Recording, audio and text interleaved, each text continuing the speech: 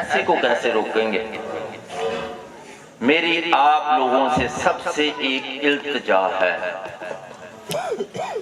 واللہ اس دنیا میں نہ ہم نے رہنا نہ کوئی رہا، ایسا ہی ہے نا؟ جب مرتا ہے جتنا مال متا مکان جو کچھ ہوتا ہے وہ پیچھے چھوڑ جاتا ہے، خالی ہاتھ قبر میں چلا جاتا ہے۔ لیکن وہ خالی ہاتھ نہیں جانے چاہیے، ایک ہاتھ میں اللہ، ایک ہاتھ میں نبی کا فرمان، یہ ساتھ جانا چاہیے۔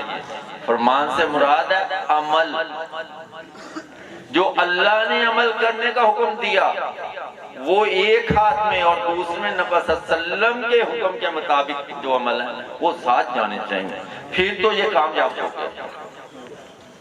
اور اگر یہ نہیں لے کے گیا پھر یہ ناکام ہو گیا۔ زندگی یہ 4 دن کی، اگلی کا کوئی حساب ہی نہیں، یہ موت اینڈ ہے، اس کا اختتام، وہاں موت ہی نہیں۔ وہ بہتر کرنی چاہیے یا یہ بہتر کرنی چاہیے؟ وہ اپنا یہاں ہوں گے شاید فرنیچر والے، لسانیہ والے ہے بیٹھے ہوئے؟ ہاں، آپ کا بھائی تھا داڑھی والا، نہیں چلے گئے؟ وہ ایک دفعہ میرے پاس ادھر آئے تو انہوں نے کہا جی ایسے ایسے ہو گیا۔ میں کہا اللہ کی طرف آ جاؤ، میں کہا اللہ کی طرف دھیان دو تھوڑا سا۔ آج مغرب کے بعد آئے تو کہنے لگے جی اللہ نے کرم کر دیا، پورا نہیں آیا لیکن کچھ آ گیا۔ اب اس سے یہ ہے کہ دنیا ساتھ چلی، کیوں جی ایسے ہی ہوا، دنیا ساتھ چلی۔ ہم دنیا کے پیچھے بھاگتے ہیں، دنیا آگے بھاگتی ہے۔ جب ہم اللہ اللہ کے نبی کے پیچھے بھاگیں گے دنیا ہمارے پیچھے بھاگے گی۔ پھر کرنا تو یہی چاہیے نا، اللہ اور اللہ کے نبی کو حاصل کرنا چاہیے، تاکہ دنیا جو ہے وہ ہمیں خود ہی ڈھونڈتی رہے، اور یہ ڈھونڈتی ہے۔ میں اپنی مثال دیا کرتا ہوں کہ میں ایک درخت کی مانند ہوں، مصیبت زیادہ آتا ہے سائے میں بیٹھتا چلا جاتا ہے، درخت وہیں کھڑا ہے، لیکن وہ درخت بہتر ہے اس جانے اور آنے والے سے کہ وہ سایہ بنا ہوا ہے، سایہ دے رہا ہے، وہ بہتر ہے۔ بات کو ختم کروں گا، قرآن میں نے منگا کے رکھا تھا، کچھ آیتیں آدین میں کچھ آیتیں بیان کروں، بتاؤں کہ ہے کیا، لیکن نہیں۔ ہم مسلمان ہیں، مسلمان کا بھائی ہے، میرے نبی نے فرمایا مسلمان کا بھائی ہے، جو اپنے لیے پسند کرے وہ دوسرے بھائی کے لیے پسند کرے، جو اپنے لیے برا جانے وہی بھائی کے لیے بھی برا جانے۔ اگر ہم ایسے کرنا شروع کرتے ہیں میرا ہماری دنیا جنت ہو جائے گی۔ جن کے داڑھی نہیں ہے وہ اپنی منہ پہ داڑھی رکھو کہ میرے نبی کے داڑھی تھی، آپ کے نبی کے ہے یا نہیں یہ آپ کو پتہ ہے، میرے نبی کے داڑھی ہے، اگر میرے نبی سے لنک ہے تو یہ داڑھی اپنی پوری کر لو۔ کوئی بندہ کھڑا ہو کے بتائے گا کہ حضور کے ٹخنے کتنے ننگے تھے، اس کے علم میں ہے؟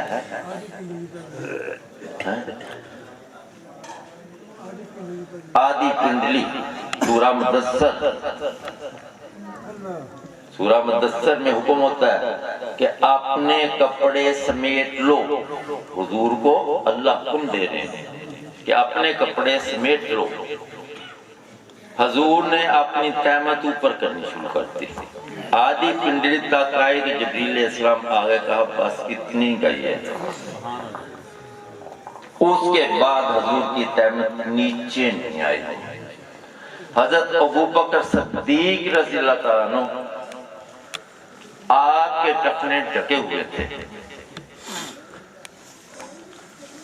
حضور نے سوال کیا، آقا نے سوال کیا کہ اے ابوبکر یہ آیت تمہارے تک نہیں پہنچی؟ ابھی ابوبکر صدیق رضی اللہ عنہ کے لب نہیں کھلے، جبریل امین آ گئے. فرمایا اے نبی، اللہ فرماتا ان پہ یہ سوال نہیں ہو سکتا. ابوبکر صدیق گویا ہوتے ہیں، بولتے ہیں، فرماتے ہیں کہ یا رسول اللہ میری کمر ہی ایسی ہے، میں اوپر کرتا ہوں پھر نیچے چلی جاتی ہے. حضور فرماتے ہیں تم اس سے مبرہ ہو. فقط ایک امت میں شخص وہ تھے جو گٹے ڈھکے ہوئے رکھ سکتے تھے، بقایا امت میں کوئی نہیں. عورت کا ٹخنا ننگا اور مرد کا ڈھکا ہوا دونوں جہنم میں جلیں گے. حدیث پاک ہے. حضور فرماتے ہیں کیا آپ کو منظور ہے کہ آپ کا وجود جہنم میں جلے؟ جہنم کی آگ تیز کتنی ہے، وجود کے اندر سے آگ پار ہو جائے گی اور 100 سال وہ آگ لگی رہے گی. اللہ کے قرآن میں ہے. کیا ہم برداشت کر لیں گے؟ وہ کبھی بھی نہیں. پھر عرض کروں گا داڑھی پوری کرو، ٹخنے ننگے کرو، نماز کی ادائیگی کرو. حضور فرماتے ہیں نماز میری آنکھوں کی ٹھنڈک ہے. جب ہم نہیں پڑھتے کیا حضور ہم پہ راضی ہوں گے، خوش ہوں گے؟ ہم نے تو ان کی آنکھوں کی ٹھنڈک ہی ضائع کر دی. اور فرض عین ہے، نماز فرض عین ہے، کسی قیمت میں چھوٹ نہیں سکتی. بخاری شریف میں حدیث پاک ہے، حضور رفع حاجت کے لیے نکلے صبح فرسٹ ٹائم. اندھیرا تھا، ایک آدمی زمین پہ لوٹ رہا تھا. حضور نے آواز دی کون ہے؟ وہ کھڑا ہو گیا، اس نے اپنے کپڑے پہنے، قریب آیا، سلام کیا، کہا یہ کیا کر رہے تھے؟ حضور میں جنبی ہو گیا، پلیت ہو گیا، نماز پڑھنی تھی، پانی استعمال نہیں کر سکتا، بیمار ہوں، تو میں کہا لیٹ لوں تاکہ مٹی سے میرا وجود پاک ہو جائے. اس نے یہ بیان کیا تو آیتیں نازل ہو گئیں تیمم کے بارے میں. حضور نے بتایا ایسے نہیں، یہ تیمم کرو پھر پاک ہو جاؤ گے. اب جنبی ہے، تیمم کر کے نماز پڑھ سکتا ہے، تو ہم اچھے بھلے کیوں نہیں پڑھ سکتے؟ ایک جنبی کو چھوڑنے کا حکم نہیں تو اچھے بھلے کو کیسے ہو سکتا ہے؟ ہم کتنا نقصان کر رہے ہیں اپنا، کتنا نقصان کر رہے ہیں کہ ہم سوچ ہی نہیں سکتے. ایک نماز کرتے ہو آپ کے وجود سے جتنے قطرے وضو کے نیچے گرتے ہیں اتنے گناہ جھڑتے ہیں. وضو کے پانی کے جتنے قطرے نیچے گرتے ہیں اتنے گناہ جھڑتے ہیں. ایک نماز سے دوسری نماز تک جو گناہ کرتے ہو جب دوسری نماز ادا کرتے ہو وہ ختم ہو جاتا ہے. اللہ نے کتنا انعام کیا ہم پہ، پھر ہم غافل کیوں ہیں؟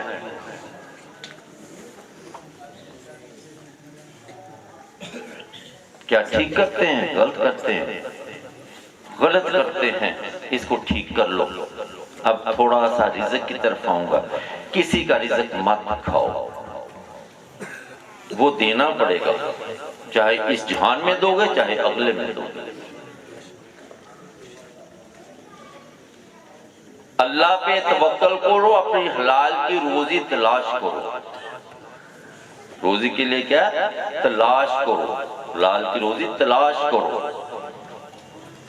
جب توکل کر کے روزی کے لیے نکلو گے اللہ روزی دے دے گا، اپنی قوت پہ نہیں، اپنے کاروبار پہ گھمنڈ کر کے نہیں، اللہ پہ توکل کرنا ہے، اللہ بہتر روزی دیتا ہے۔ جب فجر کی نماز پڑھیں گے تو ہماری روزی میں برکت ہوگی۔ اب ایک نسخہ بتا دوں گا، فجر کی سنتوں کے بعد 90 دفعہ بسم اللہ الرحمن الرحیم پڑھنی شروع کر دو، روزی میں برکت آنی شروع ہو جائے گی۔ دوسرا نسخہ دوں گا، گھر داخل ہوتے ہو تو سیدھا قدم رکھو، سورہ اخلاص پڑھ دو،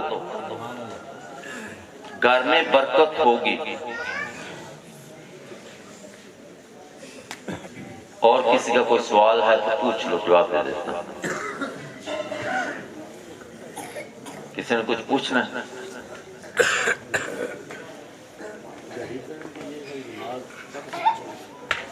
سوال ہے گھڑی پہن کر کیا نماز پڑھ سکتے ہیں؟ چین والی گھڑی پہن کے نماز نہیں پڑھ سکتے، پٹے والی چمڑے والی جو گھڑی ہے وہ پہن کے نماز پڑھ سکتے ہیں۔ چمڑا حلال ہے، چین حرام ہے، چین جہنم کا نظام ہے، چمڑا نہیں۔ ہاں جی، اگر مجبوری ہے تو پھر ناک کا زمین میں لگنا لازمی ہے، ناک زمین میں نہیں لگے گا آپ کی نماز نہیں ہوگی، سجدہ نہیں ہوگا۔ اگر کوئی عذر آ گیا، بیماری ایسی آ گئی کہ آپ ماسک کے بغیر نہیں رہ سکتے، پھر وہ نماز ہو جائے گی، عذر۔ اور کوئی سوال؟ اللہ تعالی ہم سب کو حقیقت کا مسلمان بنا دے اور وہ کام کرنے کی توفیق دے جو اللہ نے، اللہ کے حبیب نے ہمیں بتائے ہیں، اور ہمیں صحیح معنوں میں اللہ اپنے حبیب کی غلامی عطا کرے۔ اپنے ہم بدل دے۔